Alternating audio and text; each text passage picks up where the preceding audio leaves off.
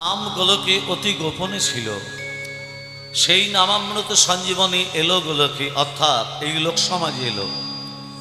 মানুষ জানতে পারলো যে নামের মধ্যে কি মহাশক্তি আছে, যে শক্তিকে জাগ্রত করতে পারলে কলিযুগের মানুষ অমরত্ব পর্যন্ত লাভ করতে পারবে। তাহলে কলিযুগের মানুষ অমরত্ব লাভ করবে কিসের দ্বারা? মা, হরি নামের দ্বারা। কিন্তু আমরা কলিযুগের মানুষ অমরত্ব লাভ তো দূরের কথা, দিনান্তের শেষে একবারও হরিনাম পর্যন্ত আমরা করতে ভুলে যাই। কিন্তু মহাপ্রভু বললেন, এক কৃষ্ণ নামে যত পাপ করে, পাপীর সাধ্য নেই সে তত পাপ করে। একবার যদি বদনে কৃষ্ণ নাম, রসনায় কৃষ্ণ নাম উচ্চারণ করতে পারো, তোমার তিতাব জ্বালা তো দূরীভূত হবেই, আদি দৈবিক, আদি ভৌতিক, আধ্যাত্মিক, আর সমস্ত দেহের মধ্যে পাপ রাশি খণ্ডন হয়ে যায়। কলিযুগের শ্রেষ্ঠ যজ্ঞ হরিনাম যজ্ঞ। মায়েরা, সেই যজ্ঞ যখন এখানে হচ্ছে, আমরা বসে না থেকে সবাই মিলে একটু দুবাহু তুলে হরিনাম করবো, সবাই মিলে প্রেমসে। হরে কৃষ্ণ কৃষ্ণ কৃষ্ণ হরে হরে, হরে রাম রাম রাম হরে হরে। হরে কৃষ্ণ কৃষ্ণ কৃষ্ণ হরে হরে, হরে রাম রাম রাম হরে হরে। হরে কৃষ্ণ কৃষ্ণ কৃষ্ণ হরে হরে, হরে রাম রাম রাম হরে হরে। হরে কৃষ্ণ কৃষ্ণ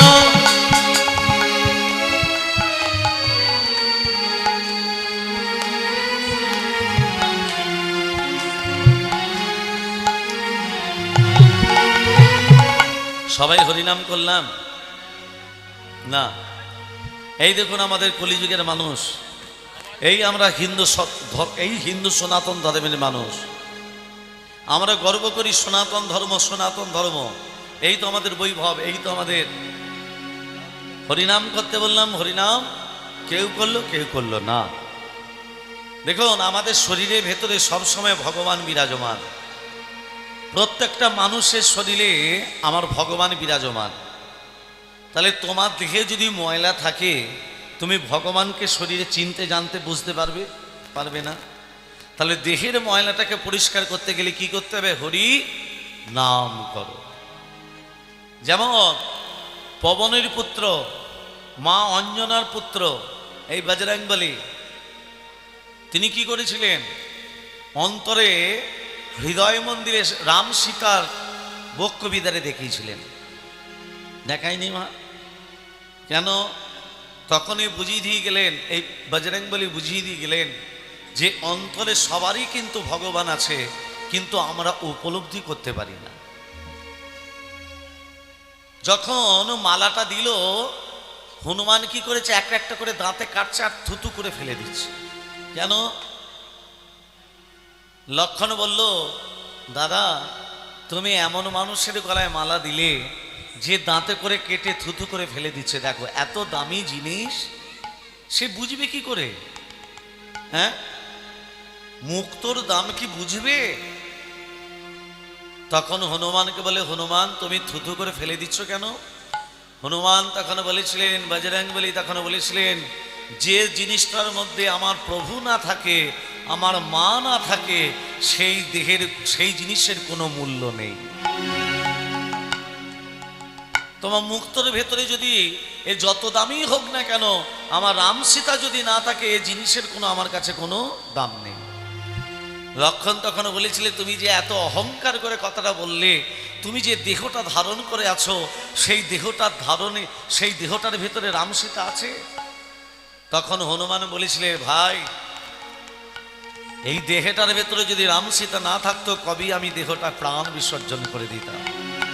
তাহলে তুমি দেখাও তোমার দেহের ভেতরে রাম সীতা কেমন আছে। তখন হনুমান কি করলো? বক্ষ বিদারে দেখিয়েছিল রাম সীতার যুগল মূর্তি, বক্ষ বিদারে দেখিয়েছিল। তাহলে দেখুন তখনই আমার এই হনুমানজি বজরংবলী তখনই কলির মানুষকে বুঝিয়ে দিলেন, ওরে কলির মানুষ, তোমাদের দেহের ভেতর ভগবান আছে, আর সেই দেহের ভগবানটাকে দেখাতে গেলে, সেই দেহের ভগবানটাকে তুমি দর্শন করতে গেলে প্রতিদিন কি করতে হবে? পথ চলিতে আর বলিতে, পথ চলিতে আর বলিতে, পথ চলিতে আর বলিতে, তোমরা গাও গাও কৃষ্ণ নাম, মধুর নাম হরি নাম। তোমরা গাও গাও কৃষ্ণ নাম, মধুর নাম হরি নাম। তোমরা গাহো গাহো কৃষ্ণ নাম, মধুর নাম হরি নাম। পথ চলিতে আর বলিতে, পথ চলিতে আর বলিতে, সম্মুখে আধার রাত্রি, তুমি যে পথ যাত্রী। সন্মুখে আধার রাত্রি, তুমি যে পথ যাত্রী। সন্মুখে আধারাত্রি, তুমি যে পথ যাত্রী। ওমা, সম্মুখে আধার রাত্রি, আধার মানে হলো অন্ধকার। অন্ধকারে পথ চলে যাবে? যাবে না। কিন্তু অন্ধকারে পথ চলে যায় মা, আমাদের শরীরের ভেতরে জ্যোতি আছে, ভগবান জ্যোতিটাকে বার করতে হবে। শরীরের জ্যোতিটাকে বার করতে গেলে প্রতিদিন আমাদের কি করতে হবে? পথ চলিতে তার না, কথা বলিতে তার না, পথ চলিতে তার নাম, কথা বলিতে তার নাম। পথ চলিতে তারে নাম, কথা বলিতে তারে নাম। পথ চলিতে তার নাম, কথা বলিতে তার নাম। পথ চলতে চলতে তার নাম করি? হ্যাঁ, মাথা কানা। রাস্তা যদি দেখা হয়, কি বাজার করলি, কি রান্না হবে, হ্যাঁ, নানান কথা আমরা আলোচনা করি। কিন্তু পথ চলতে চলতে কেউ হরিনাম আমরা করি না। কলিযুগের মানুষ চিন্তা করে যায় শুধু সংসারের জন্য। সকাল থেকে রাত্রি পর্যন্ত মাথার ঘাম পায়ে ফেলছি কার জন্য? সংসারের জন্য, ছেলে মেয়ের জন্য। ছেলেকে বড় করতে হবে, মেয়ের ভালো ঘরে বিয়ে দিতে হবে, নানান চিন্তা করে যাই।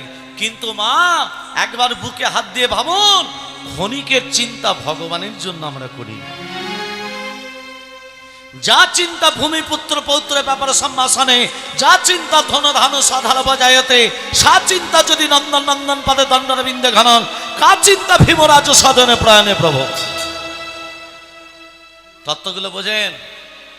যা চিন্তা ভূমিপুত্র পৌত্রের ব্যাপারে সম্ভাষণে, যেমন আমরা চিন্তা করে থাকি ছেলে মেয়ের জন্য, টাকা পয়সার জন্য, সোনা দানার জন্য, জমি জমার জন্য, ভালো ফসল হওয়ার জন্য, এই রকম চিন্তা যদি নন্দন নন্দন পদে দণ্ডরবিন্দে খনন, নন্দের নন্দন শ্রীকৃষ্ণের পদচিন্তা করতাম, কা চিন্তা, কিসের চিন্তা?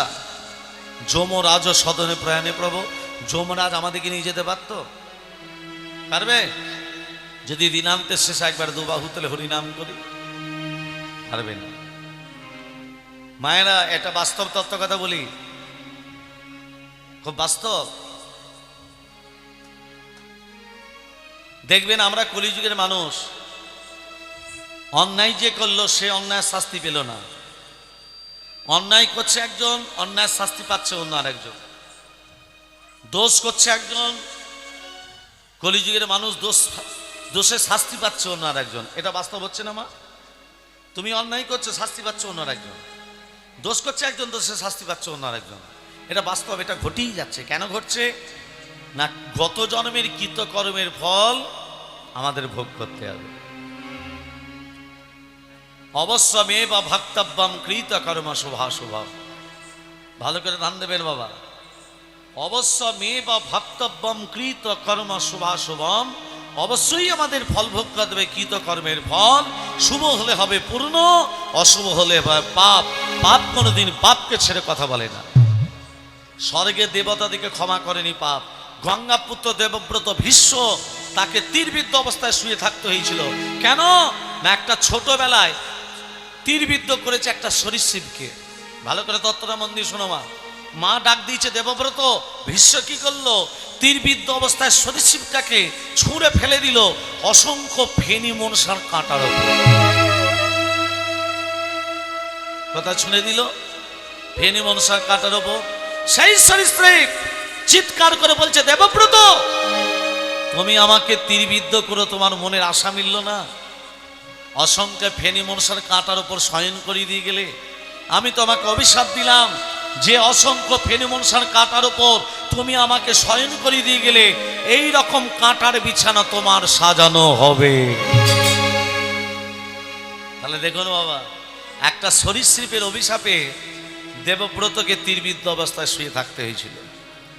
সেই জন্য আমার গৌরাঙ্গ মহাপ্রভু 1486 খ্রিস্টাব্দে, 1407 শতাব্দে, 491 বঙ্গাব্দে দোল পূর্ণিমার দিন শ্রীধাম নবদ্বীপ ধামে অবতীর্ণ হয়ে কলির মানুষকে বলল, একবার দুবাহু তুলে কৃষ্ণ কৃষ্ণ বলে তোরা রাধা রাধা বল, কৃষ্ণ কৃষ্ণ বল তোরা রাধা রাধা বল, কৃষ্ণ কৃষ্ণ বল তোরা রাধা রাধা বল, কৃষ্ণ কৃষ্ণ বল তোরা রাধা রাধা বল, কৃষ্ণ কৃষ্ণ বল তোরা রাধা রাধা বল।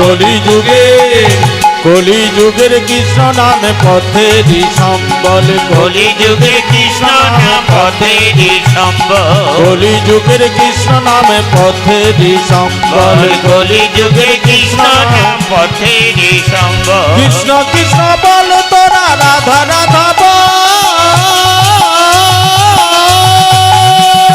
কৃষ্ণ কৃষ্ণ বল তোরা রাধা রাধা বল,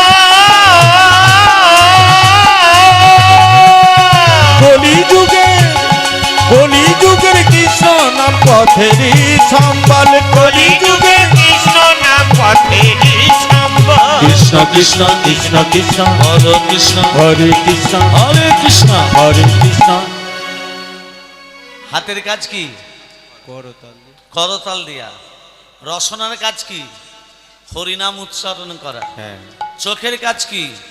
ভগবানের শিরূপ দর্শন করা। হ্যাঁ কিন্তু আমাদের রসনা বলছে জিহ্বা দগ্ধ পরাণেন, আমি হরিনাম করব না, জিহ্বা দগ্ধ পরাণেন, আমি যত পরের খেতে পারবো ততই ভালো, তবু হরিনাম করব। হাতের কাজ করতাল দেয়া। হাত বলছে হস্তদগ্ধ পরৌধনে, বাবা হস্তদগ্ধ পরৌধনে, আমি যত পরের সম্পত্তি লুটে পুটে নেব তত ভালো, তবু করতাল দেব না। হ্যাঁ গো, এটা কলিযুগ তো। চোখের কাজ কি? ভগবানের স্বরূপ দর্শন করা। চোখ বলছে নিদ্রাং বাসতং পুরুতে মম, যত বেলা 8টা পর্যন্ত ঘুমোতে পারবো তত ভালো, তবু সকালবেলা উঠে ভগবানকে দর্শন করব না। এইভাবে হরিনাম বলে বলা হবে না। হরিনাম যদি করো প্রেম দিয়ে হরিনাম করো, হরিনাম যদি করো অন্তর দিয়ে হরিনাম করো। কৃষ্ণ কৃষ্ণ কৃষ্ণ কৃষ্ণ বলো কৃষ্ণ, বলো কৃষ্ণ, হরে কৃষ্ণ কৃষ্ণ কৃষ্ণ হরে হরে, হরে রাম রাম রাম হরে হরে। হরে কৃষ্ণ কৃষ্ণ কৃষ্ণ হরে হরে, হরে রাম রাম রাম হরে হরে। হরে কৃষ্ণ কৃষ্ণ কৃষ্ণ হরে হরে, হরে রাম রাম রাম হরে হরে। হরে কৃষ্ণ কৃষ্ণ কৃষ্ণ হরে হরে, হরে রাম রাম রাম হরে হরে। হরে কৃষ্ণ কৃষ্ণ কৃষ্ণ হরে হরে, হরে রাম রাম রাম হরে হরে। কৃষ্ণ কৃষ্ণ বল তোরা রাধা রাধা বল, কৃষ্ণ কৃষ্ণ বল তোরা রাধা রাধা বল। কলিযুগের কৃষ্ণ নামে পথেরই সম্বল, কলিযুগে কৃষ্ণ নাম পথেরই সম্বল। কৃষ্ণ কৃষ্ণ কৃষ্ণ কৃষ্ণ বলো কৃষ্ণ, বলো কৃষ্ণ, কৃষ্ণ কৃষ্ণ কৃষ্ণ কৃষ্ণ বলো কৃষ্ণ, বলো কৃষ্ণ, বলো কৃষ্ণ। বলো কৃষ্ণ। একটু আগে বললাম না, একটু আগে কি বললাম? গত জন্মে কৃতকর্মের ফল আমাদের ভোগ করতে হবে। তার বাস্তব তত্ত্বটা দেখুন। এক বিপ্র, আস্তে একটু মন দিয়ে শুনবেন বাবা। এক বিপ্র, এক ব্রাহ্মণ কাশীধাম থেকে বিদ্যা অর্জন করে চতুর্বেদ ঋক সাম যজু অথর্ব, এই চতুর্বেদ নিয়ে ব্রাহ্মণ নিজের গ্রামে ফিরে এলো। গ্রামের রাজা ব্রাহ্মণকে বলে, ব্রাহ্মণ, আজ থেকে তুমি আমার পুরোহিত হিসেবে নিয়োগ হলে। তোমার তো বাবা মা কেউ নেই, আত্মীয় স্বজন কেউ নেই, তা তোমার ঘর বাড়িও নেই, আজ থেকে পুরোহিত হিসেবে তুমি নিয়োগ হলে। ব্রাহ্মণ হাত জোড়ে করে বলছে, হে রাজন, আমি কারো পুরোহিত হিসাবে থাকতে চাই না। যদি আপনি মনে করেন আমাকে একটা মন্দির করে দিন, ওই মন্দিরে মাদুকরি করে যেটুকু পাবো, ভিক্ষা করে যা কিছু পাবো, রাধা মাধবকে সেবা দিয়ে প্রসাদ আমি পাবো। ঠিক আছে ব্রাহ্মণ, তোমাকে আমি একটা মন্দির করে দিলাম। রাজা কি করেছে, ব্রাহ্মণকে একটা মন্দির করে দিয়েছে। সেই মন্দিরে ব্রাহ্মণ রাধা মাধবের কি করছে মা, সেবা দিচ্ছে। কেমন করে সেবা দিচ্ছে? ওং ধাই স্বাদ সৌবিত্রমদ্রবর্তী নারণ সর্জিজাসন সন্নিবিষ্ট করবান কনক কঙ্গলমাল ক্রীডি হারি হিরণময় বহুধীত শঙ্খ চক্রং। ওম নমো নারায়ণায় নমো, নমো ভগবতে বাসুদেবায় নমঃ। ওং নমঃ ভগবান পাপনম পাপ সম্ভব কৈমাং পুনরিকাক্ষং সর্ব পাপ হরি। হরে মনরমন কৈকভারে গোপাল গোবিন্দ মুকুন্দ সরে যজ্ঞেশ নারায়ণ কৃষ্ণ বিষ্ণু নিরাশয় মাঙ্গে জগদীশ রक्षा। ওম সর্বমঙ্গল মঙ্গলে শিবে সর্বত স্বাধিকে শরণ্যতমখে গৌরী নারায়ণী নমস্তুতে। সৃষ্টি স্থিতি বিনাশনাং শক্তিভূত সনাতনী গুণস্য গুণময়ী দেবী নারায়ণী নমস্তুতে। শরণাগত দীনার্য পরিত্রাণ পরায়ণে সর্বশাস্ত্র হরে দেবী নারায়ণী নমস্তুতে। গচ্ছাতি গচ্ছকপ্তিত্তাং তং বিহানস্মাত্থিতং জগম সিদ্ধে ভবতু মে দেবী তাতসাদ সুরেশ্বরী। সুরেশ্বরী অচ্যুতম কেশিবম কৃষ্ণ দামোদর রাম নারায়ণ জানকী বল্লভম।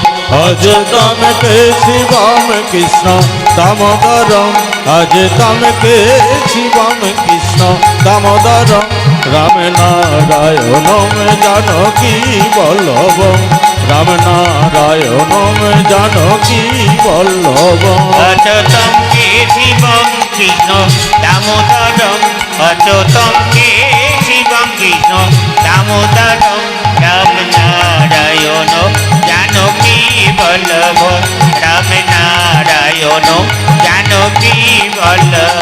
कौन कहते हैं भगवान आते नहीं, कौन कहते हैं भगवान आते नहीं, कौन कहते हैं भगवान आते नहीं। तुम मेरा के जैसे बुलाते नहीं, तुम मेरा के जैसे भुलाते नहीं। कौन कहते हैं भगवान आते नहीं, कौन कहते हैं भगवान खाते नहीं, कौन कहते हैं भगवान खाते नहीं। तुम सबरी के जैसे खिलाते नहीं, तुम सबरी के जैसे खिलाते नहीं। अच्युतम केशवम कृष्ण दामोदरम, आज तम के शिवम कृष्ण दामोदरम राम नारायणम जानकी बल्लभम, राम नारायणम जानकी बल्लभम, राम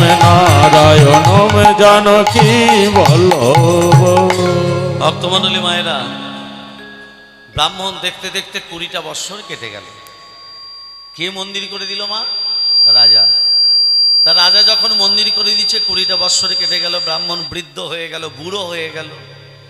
যে রাজা মন্দির করে দিয়েছিল সেই রাজার একমাত্র ছেলে, ছেলেও বড় হলো, ছেলের বিয়ে দিল, ঘরে রাজনন্দিনী এলো, হ্যাঁ পুত্রবধূ এলো।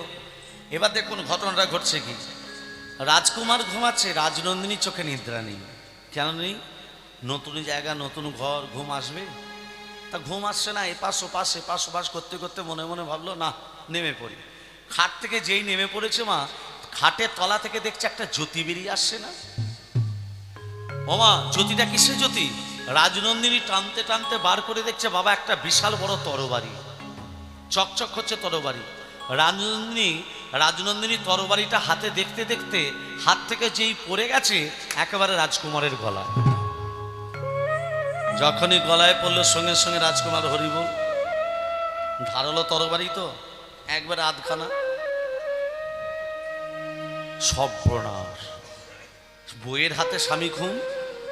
সকাল যখন হবে, রাজা যখন জানতে পারবে একমাত্র ছেলে বলে কথা, আমাকে আর বাঁচিয়ে রাখবে? সকাল হয়ে আসছে, ওই বৃদ্ধ ব্রাহ্মণ যাকে রাজা 20 বছর আগে মন্দির করে দিয়েছিল, ওমা সেই বৃদ্ধ ব্রাহ্মণ কুয়ো থেকে জল তুলে স্নান করছে। আর রাজনন্দিনী দেখতে পেয়ে বলছে, বাঁচাও বাঁচাও। প্রহরীরা ছুটে এসে বলছে, রাজনন্দিনী কি হলো? না, আমার স্বামীকে হত্যা করে যাচ্ছে ওই বৃদ্ধ ব্রাহ্মণ, ধরো ওকে। মারলো কে? আর দোষটা চাপছে কার ওপর? ব্রাহ্মণের হাতে বাঁধা হলো। রাজার কাছে নিয়ে এসে বলছে, রাজামশাই আপনার একমাত্র ছেলেকে হত্যা করেছে বৃদ্ধ ব্রাহ্মণ। রাজনন্দিনী বলছে, মহারাজ আমি নিজের চোখে দেখেছি আমার স্বামীকে হত্যা করতে। চোরের মায়ের বড় গলা। শোনো, যে হাতে আমার ছেলেকে হত্যা করেছে বৃদ্ধ ব্রাহ্মণ, ব্রাহ্মণের হাত দুটো কেটে দাও। বাবা, রাজার আদেশে ব্রাহ্মণের হাত দুটো কেটে দিল। ব্রাহ্মণ কাঁদতে কাঁদতে বলছে, নারায়ণ, হে রাধা মাধব, সারাদিন ভিক্ষা করে তোমার সেবা দিই, তোমার সেবা না দিয়ে কোনোদিনও জলস্পর্শ করি না, এটাই তোমার বিচার। তাহলে জগৎকে তুমি বুঝিয়ে দিলে, যারা ভগবানকে মানে, যারা ভগবানকে ভক্তি শ্রদ্ধা করে, তাদের দিকে তুমি এইভাবে দুঃখ দাও, এইভাবে জ্বালা দাও, এইভাবে যন্ত্রণা দাও। উত্তর দাও ঠাকুর, উত্তর তোমাকে দিতে হবে। এই কি রে বিচার রে মন, এই কি রে বিচার রে মন, এই কি রে বিচার রে মন, এই কি রে বিচার রে মন, এই কি রে বিচার রে মন, এই কি রে বিচার। আমি কোন দোষে দোষী রে, অকুলে ভাষাই রে, এই কি রে বিচার দেব, এই কি রে বিচার। কোন দোষের দোষী রে আমায় অকুলে ভাসাইলে রে, এই কি রে বিচার রে মন, এই কি রে বিচার, এই কি রে বিচার রে মন, এই কি রে বিচার। আমি কাটাই জীবন অন্ধকারে, আলোর দিশা নাই, ভবের মাঝ ডুব সাগরে ভাসিয়া বেড়াই, আমি ভাসিয়া বেড়াই। আমি কাটাই জীবন অন্ধকারে, আলোর দিশা নাই, ভবের মাঝে দুঃখ সাগরে ভাসিয়া বেড়াই, আমি ভাসিয়া বেড়াই। আমার কুলের আশায় জীবন তোরি ভাষায় আমার, এই কি রে বিচার রে মন, এই কি রে বিচার রে মন, এই কি রে বিচার রে মন, এই কি রে বিচার। বিধি রে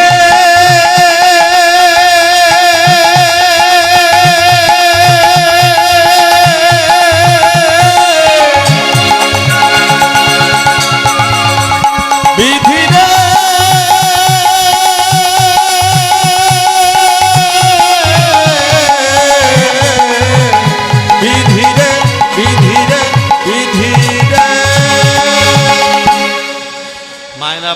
কি করলো, আর থাকলো না।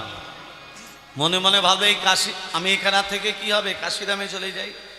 রাজা আমার হাত দুটো কেটে দিল, আমি রাজা ছেলেকে মেরেছি। যেই কাশিরামে এসেছে মা, কাশিরামে এসে শুনতে পেলে একজন ত্রিকালদর্শী এসেছে। ত্রিকালদর্শী মানে যিনি ভূত ভবিষ্যৎ বর্তমান বলতে পারে। ওই ত্রিকালদর্শীকে জিজ্ঞাসা করব কি কারণে আমার হাত দুটো কাটা হলো। বাবা যেই ত্রিকালদর্শীর ঘরে প্রবেশ করেছে মা, ত্রিকালদর্শী তখন ঘরে ছিল না। ছিল কে? তার স্ত্রী সহধর্মিনীকে। আমি ব্রাহ্মণ, আমার হাত দুটো কাটা হলো, কেন জানতে এসেছি। বসুন ওখানে, আমার স্বামী এক্ষুনি আসবে, বসুন। বসে আছে। যেই ত্রিকালদর্শী প্রবেশ করেছে মা, স্বামীকে দেখে স্ত্রী চিৎকার করে উঠল, এই যে আমার স্বামী মহারাজ এলেন, এবার আসনে বসে সবার ভাগ্য বিচার করবেন। নিজের বইয়ের দিকে তাকিয়ে দেখতে তো মন যায় না। ঘরে নুন নেই, তেল নেই, আনাজ নেই, মশলা নেই, কি কুখানে তোমাকে বিয়ে করেছি, আমার হার মাস জ্বলিয়ে খেলো। স্ত্রী নানান কথা শুনিয়ে দিল। ব্রাহ্মণ মনে মনে ভাবছে সব থেকে বেশি দুঃখী আমি ভেবেছিলাম, আমার থেকে বেশি দুঃখী হচ্ছে এই জ্যোতিষী না। স্বামীরা বাইরে থেকে এলে নানা কথা না শুনি এক গ্লাস জলটাও সামনে ধরে স্ত্রীরা, সেটা না ধরে নানান প্রবচন শুনিয়ে দিল। জ্যোতিষী ব্রাহ্মণকে দেখে বলছে, ব্রাহ্মণ এদিকে শোনো। বলুন। আচ্ছা ব্রাহ্মণ, তুমি আমার কাছে কেন এসেছো জানো? কেন বলুন তো? রাজা তোমার হাত দুটো কেটে দিয়েছে, কেন জানতে, তাই তো? ব্রাহ্মণ বলছে, আপনি বললেন কি করে? রাজা আমার হাত দুটো কেটে দিয়েছে, তার জন্য আমি আপনার কাছে এসেছি, আপনি আমাকে দেখে বললেন কি করে? ব্রাহ্মণের কথা শ্রবণ করে জ্যোতিষী বলছে, আমি যে ত্রিকালদর্শী, আমি মানুষের মুখ দেখলেই বলে দিতে পারি সে আমার কাছে কি জন্য এসেছে। ব্রাহ্মণ তখন বলছে, দাঁড়ান, আপনি যদি আমার মুখ দেখে বলে দিতে পারেন আমার হাত দুটো কাটা হলো কেন, তাহলে আপনার কপালে কি একটা ভালো মেয়ে ছিল না?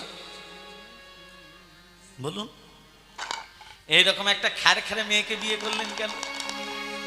যে প্রবেশ করা মাত্রই আপনাকে জল দিয়া তো দূরের কথা, নানান কথা শুনে দিল।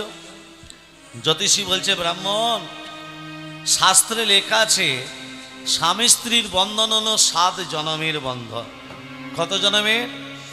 7 জনমের। একটা পুরুষ জাতিকে তৈরি করতে ভগবানের সময় লেগেছিল 1 দিন, আর একটা নারী জাতিকে তৈরি করতে ভগবানের সময় লেগেছিল 7 দিন। কতদিন? তা তো পূর্ণ হয়নি। 7টা সমুদ্রের জল নিয়ে নারী জাতিকে তৈরি করা হলো। কটা সমুদ্রের জল? 7টা। ওই জন্যই দেখবেন পুরুষরা নারী দিকে একটু জোরের কথা বললি মানে কাঁদতে শুরু করে দেয়। হাতে 7টা সমুদ্রের জল স্টকে আছে, তো ইচ্ছে করলেই বার করলে হলো। শোনো ব্রাহ্মণ, এই যে আমার স্ত্রী আমাকে নানান কথা শুনিয়ে দিল, এ আমার স্ত্রী ছিল না। আমার স্ত্রী গত জন্মে আমার স্ত্রী ছিল না, এর সঙ্গে আমার 7 জন্মের বন্ধন নয়, শুধু 1 জন্মে। গত জন্মে আমার স্ত্রী ছিল গাধা। কে ছিল? তত্ত্বটা ভালো করে শোনো, গাধা। আর আমি ব্রাহ্মণ ছিলাম না, আমি ছিলাম একটা পাখি, বায়স পাখি। গাধা সারাদিন পরিশ্রম করে করে গাধার পিঠে একটা ঘা হয়ে গেছিল। ঘা গাছের তলায় বিশ্রাম করতো, আমি গাছের ডালে বসে থাকতাম। কাকের চোখ দুটো কোন দিকে থাকে? ওই ঘায়ের দিকে। গাধার পিঠে বসে প্রতিদিন ঠক্কর দিতাম। যত ঠক্কর দিতাম গাধা কষ্ট পেত, মুখে তো বলতে পারতো না, ভগবানকে ডাকতো। এইভাবে প্রতিদিন ঠক্কর দিতে দিতে দিতে দিতে আমার ঠোঁটটা একদিন গাধার হাড়ে ঢুকে গেছে। গাধার হাড়ে ঢুকে গেছে, নাড়াচাড়া করছে, বেরোচ্ছে না। বেরোবে কি করে? হাড়ে ঢুকে গেছে তো। গাধা যন্ত্রণা ছটফট করতে করতে নদীতে ঝাঁপ দিল, প্রাণ বিসর্জন দিল। আমি তো জল দেখলে উড়ে পড়বো। উড়বো কি করে? ঠোঁটটা যে হাড়ে ঢুকে গেছে। গাধা যখন হরিবোল হয়ে গেল, আমিও গাধার সঙ্গে হরিবোল হয়ে গেলাম। দুজনে মরে, দুজনে মারা গিয়ে গাধা এ জন্মে হয়েছে আমার বউ, আমি হয়েছি ওর স্বামী। গত জন্মে কাক হয়ে যেমন ওর পিঠে বসে প্রতিদিন ঠক্কর দিতাম, গাধা মুখে বলতে পারতো না, ভগবানকে ডাকতো। এ জন্মে আমার বউ হয়ে আমাকেও প্রতিদিন ঠক্কর দেয়, আমিও কিছু মুখে বলতে পারি না, আমিও ভগবানকে ডেকেছি। হরি হরি বল, হরি হরি বল, হরি হরি বল। তাহলে তাহলে যেমন কর্ম তেমন ফল। বিধাতাকে, মায়েরা বলে বিধাতার লেখন কে করিবে খণ্ডন। বিধাতাকে মা ভগবান নয়, আপনি আপনার বিধাতা। এ জন্মে ভালো কর্ম করলে চিত্রগুপ্ত ভালো লিখবে, খারাপ কর্ম করলে চিত্রগুপ্ত খারাপ লিখবে। তাহলে বিধাতাকে। ব্রাহ্মণ বলছে এই যে আমার হাত দুটো কাটা হলো কেন, তার তো বললেন না। শোনো ব্রাহ্মণ, গত জন্মে তুমি একজন সাধু ছিলে, রাস্তা ধরে চলে যাচ্ছ, একজন কসাই যে গরু কাটে, গরুটাকে ধরতে যাচ্ছিল, ধরতে পারিনি, তোমাকে রাস্তার মাঝখানে পেয়ে বলছে সাধু আমার গরুটা কোন দিকে গেল জানো? তুমি মনে মনে ভাবলে সত্যি কথা যদি বলি দিই গরুটা প্রাণে মারা যাবে। তুমি মুখে কিছু না বলে ইশারা করে হাত দুটোকে আগিয়ে দিলে। মুখে বললে না, হাত দুটোকে। গত জন্মে হাত দুটো এগিয়ে দেওয়ার জন্য, ইশারা করে দেওয়ার জন্য এ জন্মে তোমার হাত দুটো কাটা হলো।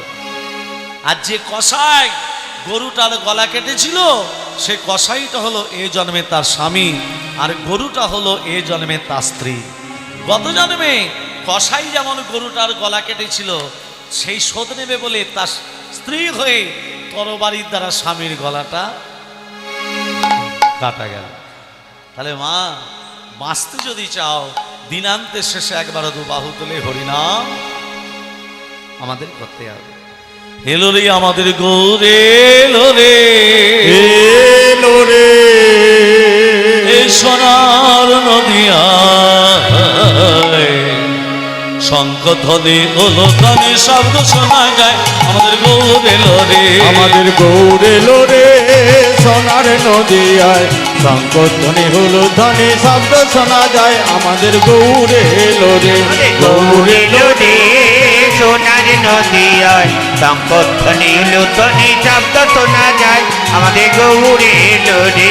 গৌর এলো নিতাই এলো গৌর এলো রে, আমাদের গৌর এলো নিতাই এলো গৌর এলো রে, গৌর এলো নিতাই এলো গৌর এলো রে, গৌর এলো নিতাই এলো গৌর এলো রে, গৌর এলো রে সোনার নদিয়ায়, শঙ্খধ্বনি হলো ধ্বনি শব্দ শোনা যায়, আমাদের গৌর এলো রে, আমাদের গৌর এলো রে সোনার নদিয়ায়, শঙ্খধ্বনি হলো ধ্বনি শব্দ শোনা যায়, আমাদের গৌর এলো রে। শান্তিপূর্ণ হরিনাম যারা শ্রবণ করতে এসেছেন, ও মা সবাই শাঁখ এনেছেন? ওইটাই আনতে ভুলে গেছি। শাঁখ আনেনি? না, ফুল নিয়ে এসছেন? ফুল ওইটাও ভুলে গেছি। এখান থেকে ফুল ছিঁড়ে দিতে নেই, ঘর থেকে শাঁখ আনতে হয়, ফুল আনতে হয়। খালি মাথায় হরিনাম শ্রবণ করতে নেই, মাথায় নামাবলি দিয়ে বসে থাকতে হয়। এবছর জানলাম, সামনে বছরে নিয়ে আসবো। আমি ঘোমটার কথা বলিনি মা, এখন ঘোমটাটা হচ্ছে ভারতবর্ষ ভাগের মতো, তাই না? আর সিঁদুরের কথা বললা তো যায় না, একবার এদিকে একবার সেদিকে একবার ওদিকে, মাঝকালে সিঁদুর পড়লে নাকি কেশ ফাঁকা হয়ে যায়। রাধে রাধে। ভক্তমণ্ডলী মায়েরা বাবারা ধান দেবেন, যে আসনটায় বসে হরিনাম শ্রবণ করছেন এই আসনটা হলো ব্যাসদেবের আসন। কিসের আসন বাবা? ব্যাসদেবের আসন। এই আসনে বসতে গেলে প্রণাম করে বসতে হয়, এই আসন ছেড়ে উঠতে গেলে প্রণাম করে উঠতে হয়। ওই জন্য দেখবেন হরিনাম যজ্ঞ যেখানে হয় কপালে কপালে গোপীচন্দন পরিয়ে দেয়, দেয় না বাবা? কেন কপালে কপালে গোপীচন্দন পরিয়ে দেয়? শিক্ষাটা গ্রহণযোগ্য মা, একটু মন দিয়ে শুনবেন। কপালে গোপীচন্দন কেন পরিয়ে দেয়?